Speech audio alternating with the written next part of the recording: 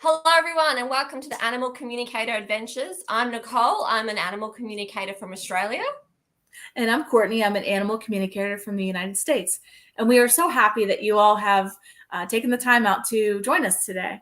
Today's show, we're going to talk about how animals think things differently than what we do. And there's a lot of different things we can say about that. I mean, this could be like a 5-hour show, but we're just going to keep it about 30 minutes or so. But before we get into that, we realize that we haven't had a show for many, many months. And so sorry about that, but life is life. Nicole and I have just been really busy with our jobs, with our families. I had a really big move halfway across the country. So it's been a year. It's in a good way, right, Nicole? But busy. Busy. Yeah, Yeah. very, very busy. Yeah. And that's something too, our animals reflect, actually goes with the show, how we act and how we process life and how they act and process life. Like you've moved your animals and you've moved yourself. And like with my animals, when we moved, it's funny, actually, we moved one of our animals and I forgot to tell her we were moving. And well, we moved all our animals, but one in particular, I forgot to tell we were moving. And from that point on, when we moved to this property, she actually refused to get into the car because she did not want to move again because I didn't tell her what we were doing. Whereas I obviously knew what was going on and how it was everything, how we were coping. And she was just like, oh no, I love this place so much. We're not moving. So she had a complete different thought about the place because she thought it was only temporary and it wasn't. We're still here. She's good now in the car.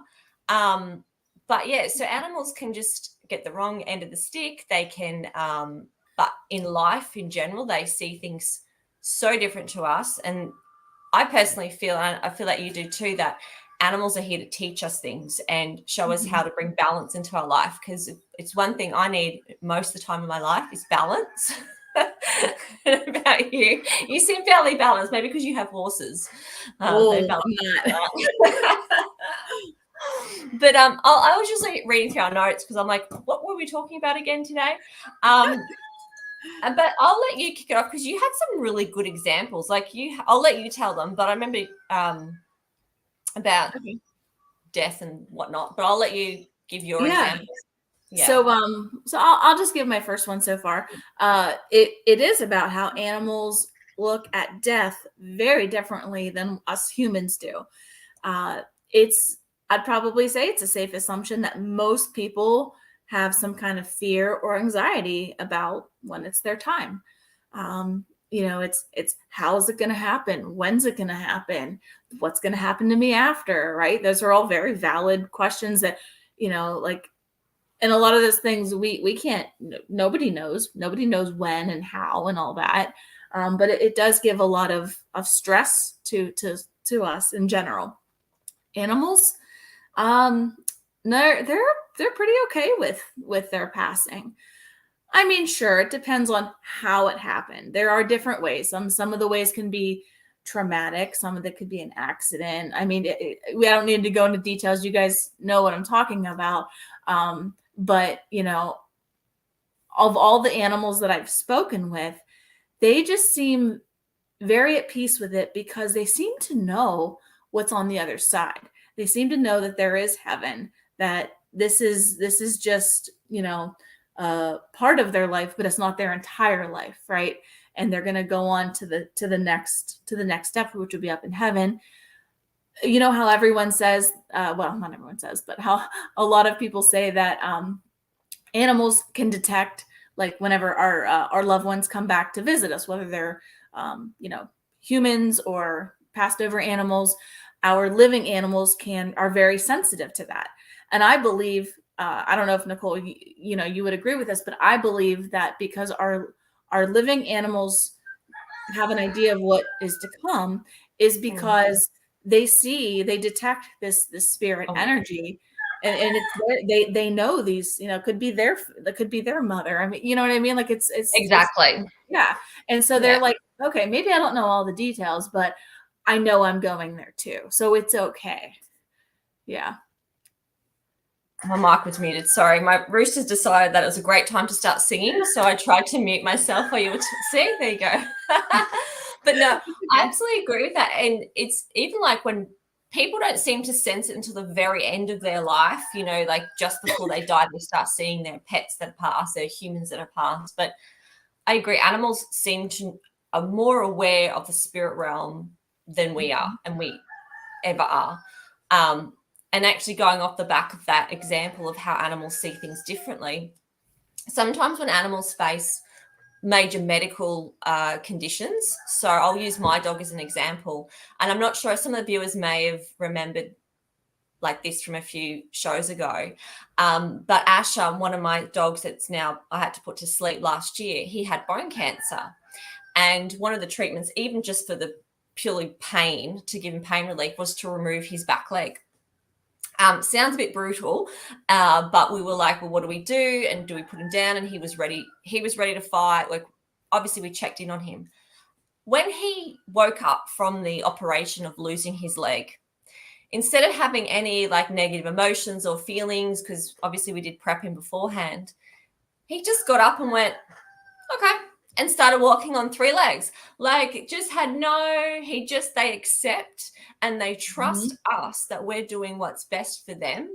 They don't really question it. Like, they don't sort of go, oh, you know, perhaps we should do this. Or actually, sometimes they do say that, but, you know, like they don't question things in life that we question.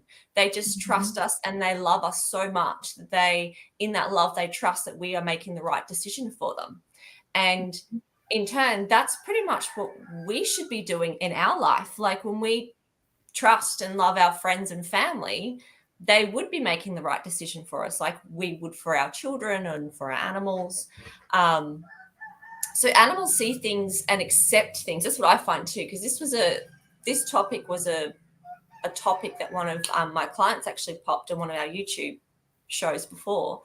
How do animals see things differently? And one thing that I think they see differently is their level of acceptance for things. They just learn to accept.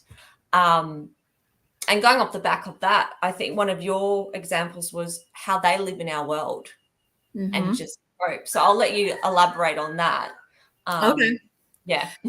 Yeah. So there's a ton of examples we could give. I'm just going to give just a couple of how they have to adapt living in a human world. So one example is dogs that bark, right? Nobody really likes to have like a dog that barks all day long in the house or out in the yard and barks at people when they walk by and just barks, right? And there could be different reasons for that, of course. But, you know, when you get down to it, it's the instincts of a dog to bark because it's the instincts of a dog to protect, right? So, you know, that's one example, and that can be a hard one to, you know, try to break through and kind of figure. Like I said, there could be different reasons of, you know, maybe specifically why they're barking, but it's just such a natural thing for dogs to do, and we're telling them to be quiet, right? So that's definitely one that's challenging. Another one is teaching like our dogs and cats to, you know, like dogs to go to the bathroom outside, cats to use the litter box, right? That's not really natural for them. They just sort of, you know, when they're outside, they just kind of go wherever they want to go, or they have like designated spots, but we're making them adapt to being in the house. Like, oh, you're in the house, so you have to keep everything clean. Like, you know, your designated spots, whether it's litter box or going outside or pee pads or whatever it is that you use. We really rewire their thinking on their bathroom habits. And then, you know, just like another quick example would be like with horses. A lot of horses will buck whenever they are feeling good, like they're feeling fresh and they just want to go out and have fun. But when we ride them, obviously we don't want them to buck. And so that's something that they have to adapt to. And like you said, they have to have like the acceptance of just, you know, just listening to us and being like, well, this is how it is. Like, you know, if you want to buck, you go out in the pasture and have at it. But when, you know, when you're with us, no, you can't. You have to just not. So those are three very, very common examples of how we are making them. Well, we make them live in a human world, and we make them rewire their thinking. Yeah, that's a good one with the bucking as well. Like a good example. And what I really liked is that you never said, take it away. You go and buck over here, so you can still have your enjoyment. You can still be you. But when we over here, like, we give them an alternative. And I think that's a really good way that animals teach us compromise as well, because yes, in a human world, people don't naturally compromise.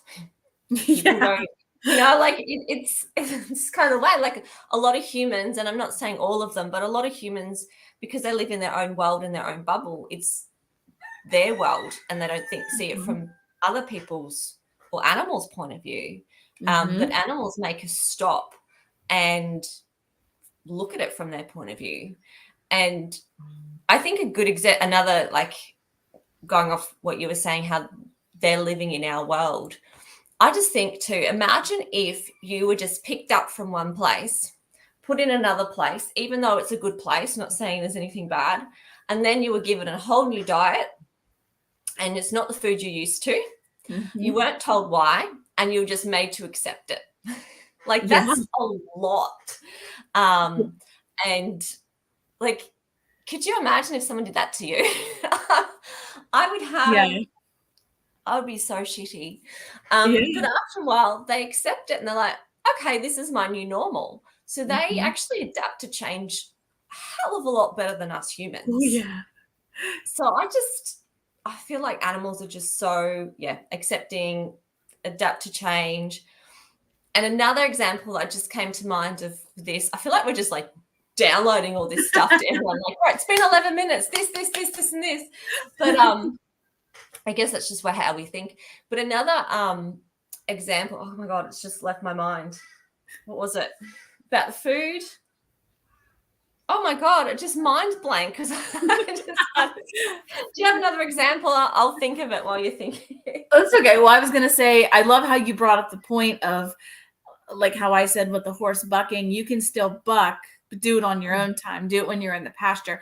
And I like to try to use that with any of, like, well, not any, but like with a lot of the behavior issues that I deal with. Like, so for, like, the barking, for example, I will a lot of times tell the dogs, well, we actually do want you to bark if somebody's outside, or if something's going on. We actually do want you to bark, but let's limit that to maybe like 3 barks, just 3 barks, get everyone's attention. Once you have their attention, then you can stop, So, I think that giving them that compromise rather than just saying, nope, you can't do it at all, that is so much more successful in helping any kind of behavior. So if any of you viewers out there having whatever kind of behavior issue, try to give them a compromise, being like, okay, like I said, you can have 3 barks, get our attention, and then that's it. Or like with the horse, like, go buck out in the pasture. You can buck when you're on the lunge line, but when I'm on your back, you just gotta be quiet, Yeah. Because in the wild, they don't have someone saying, okay, that's enough, stop barking now. Like, they see things differently. They bark until they feel that they should not bark, or they bark because they want to get attention, whether it be a person or a human or a situation. Like, that's their world that they live in. And so for us to turn around and say, no, you can't do it at all. But why? Like, they don't see it from our point of view, because they're living it, and they see it from a level of they're protecting us, or that's their level of enjoyment. And they show, that's the other thing. So I remember what I wanted to talk about. So they show their level of enjoyment. The horse that's bucking, they're showing the level of enjoyment. And so sometimes when we talk to animals and we talk about humans going off to a job for money, because they understand jobs, because they all have jobs. And that's one thing that we work with animals with anxiety.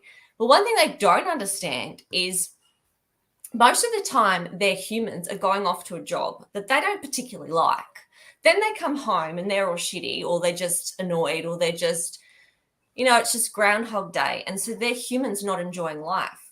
And so from their point of view, why would we do something we don't love? And I find that, like, I think everyone can take from that, because guaranteed there's someone that's watching this, probably most people, that are doing something in their life that they don't enjoy doing. And animals, if they don't enjoy doing it, they won't do it. They just, like, they can't understand going away from animals and people that they love to get something that they have to keep getting. Like, it seems like an unattainable goal for them from their point of view, when they could just be doing something they love. And it's funny because if you're out of a line with what your sole purpose is, you're never going to be happy. And so for animals, I feel like they're pulling them back. They're pulling us back to our sole purpose, and their sole purpose to be connected with us and show us what real happiness is like. Like, for them, sunbaking in the sun in the middle of the day when it's stinking hot, to some animals, is pure happiness. Yes. And that could be equivalent to someone who's, I don't know, I'm just going to get rid, like someone who likes being naked. Not me. No one needs to see that. But they might want to be naked and go sunback nude. Like, do it because it makes you happy, right? People like that. People like that. No one needs to see that from me. But, you know, but some people do. But if that makes you happy, like, animals, for me, the way I see it, they want what's best for you always. And they never fake that. They can't fake it. And so they just want you to do what's happy. So from their point of view, I guess, bring it back to the show, is the way they see it is life is a lot simpler, a lot more about things that make you do what you're meant to be doing and happy, and acceptance, I guess. So what else do you I don't know, any other examples? I feel like it's a really short, sharp show today, but that's okay. Maybe it's meant to be, you know, maybe one person just needs to see that what they're doing is not what they love, and their animal is there to show them that that's their love. I have, like, what's the saying? Two main things I think animals are in our life for: to teach us unconditional love. And now I can't remember the next bit. Oh my God, I'm so tired. I did not sleep at all last night, and I can't think. It's okay. That's all right. Anyway, but there's two things I always say, and I can't remember the second, so that's great. Maybe I need to go out in the sun and meditate. Oh my God. Maybe that'll help. Guys, it's early in her time zone. It's early, so we'll forgive her. Like, yeah. Thanks. See, acceptance, unconditional love. See, Courtney's an animal communicator. She gets it. But I think all in all, I mean, how would you sum up how animals think differently if you had to put it into a paragraph or a sentence, or how would you? I know I'm putting you on the spot. I know I can't even think of my sentence. You know, I mean, I don't know how I would exactly word it, but like, they obviously look at life so much in a more simple way. Like, we overcomplicate things, right? That's just how our brains are. But like how you said, you know, what makes them happy is to go sit out in the sun all day. Like, and I'm sure there's a lot of people be like, I want to go do that too. That would make me happy. But you know, but there's a lot of people who'd be like, oh, that's boring. For me, like, I wouldn't like that. Like, that's like, I have to, like, I don't know, go do something else. But that's what I'm saying, is that they are so good at keeping things simple and I don't know, just like back to nature, so to speak, of course, because they're animals, but like, just in that way. And we overcomplicate stuff constantly. And then we wonder why we get stressed out. And then we wonder why we have too many irons in the fire and all this stuff. It's just because we're not keeping it simple. And you know, and also animals don't like have too many irons in the fire like people do. Now, granted, I mean, of course, we have completely different lives than animals do. I mean, you know, we have to go to work. We have all these responsibilities, or they get to just stay home and sleep in the sun. I mean, I understand that, but we do it to ourselves, right? Mm. we I am a prime example. I'm still trying. I thought when I moved I would be a lot. I'm doing a lot less with like my free time with the stuff that I was involved in, and I thought that, oh, this move's gonna be great. It's gonna make me feel calmer, and I'm gonna have more time just to relax. No, I don't know, but I do it to myself. Like, And do you find too that with animals, I guess they find peace within? So even animals, like you can see animals that sometimes don't have the best lives, yet they're still wagging their tail and they're still enjoying life. They make the yes, best of every situation. yes. I And had yeah. this. I'm sorry. Go ahead. No, no, you go. You I was go. gonna say, my one client, she rescues like smaller dogs, and she has a whole bunch of them. And the one that she got, I don't remember how old. It was like an elderly dog, and she was like starved, like emaciated, like a 1 on the body scale, and she had like matted hair and like sores, and I mean, just it was horrible, horrible. We don't even know how this dog was like alive, to be honest with you. But and then she had like a bunch of health problems and stuff. And you would, oh, she was also abused. She was also hit and stuff. You would think that this dog would have want nothing to do with people, would be scared of people. Just no. She was like so loving, and she was so cooperative, and she did anything that my client asked of her. I mean, we were just like floored. You know, that was a prime example of a dog who should have been done with people. And she was just, she opened her heart and she was like, oh, you love me? That's great, because I love you too. Like, it was just, whoa. My God. And that, for me, that's like mind blown, because any human would have shut down in that situation. But then it makes me think too, did that rescuer get that animal because they also had similar energies and they were needed to learn certain, like maybe that dog opened something in that human that Yeah, maybe was shut down or lost. it could have been, yeah.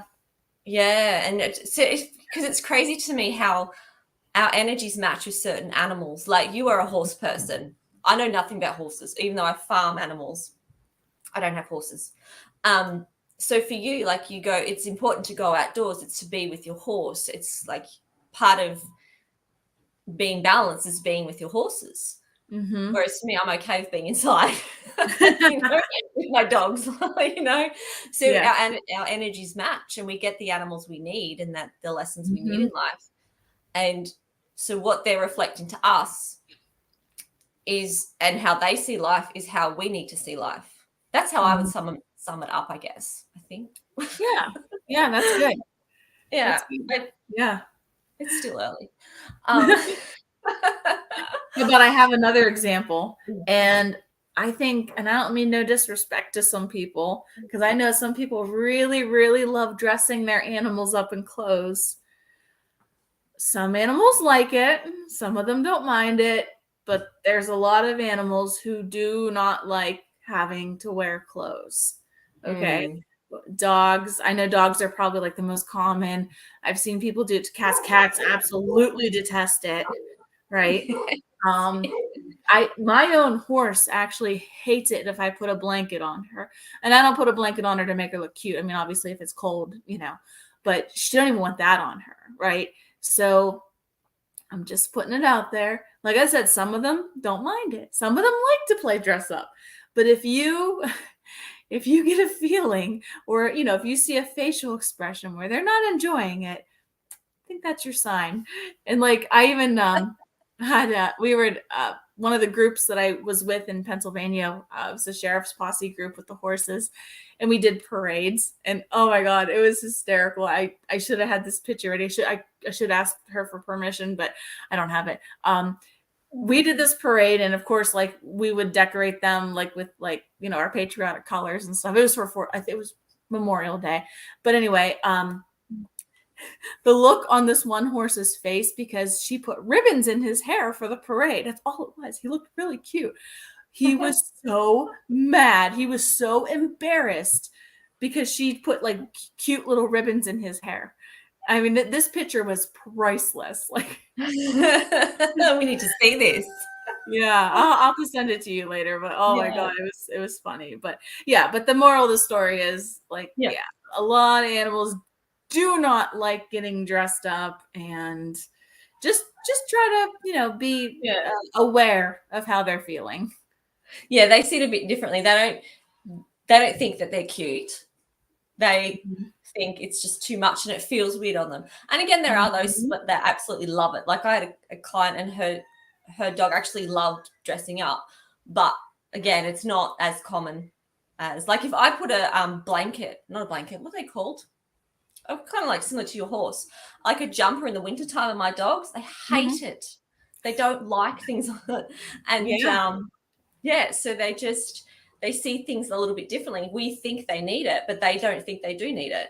Or, like that's often where animal communication comes in best, because it's like, well, why don't they like doing that? It's just because it feels weird. Like you're just bridging that gap and just bringing forth what the animal actually thinks about life. And I guess on every single topic we've brought up, we could then go off in like an hour conversation each, but we're just like bullet pointing it to everyone.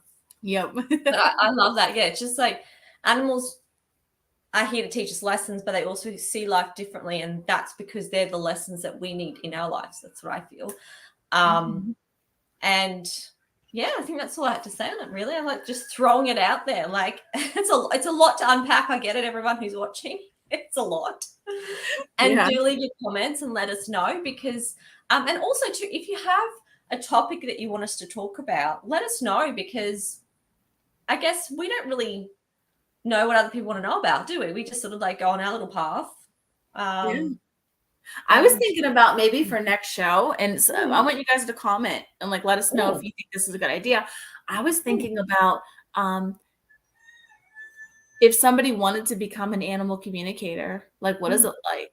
Like what do we do? Like what did we have to go through to get here? Like just all the aspects, because we love our job, but I mean, just like with any job, no job is a walk in the park. And there's a lot of different aspects that we can talk about that. But we love our job. We're here, right? Yeah. But if somebody was an aspiring communicator, and by the way, Nicole and I both teach classes. Yeah.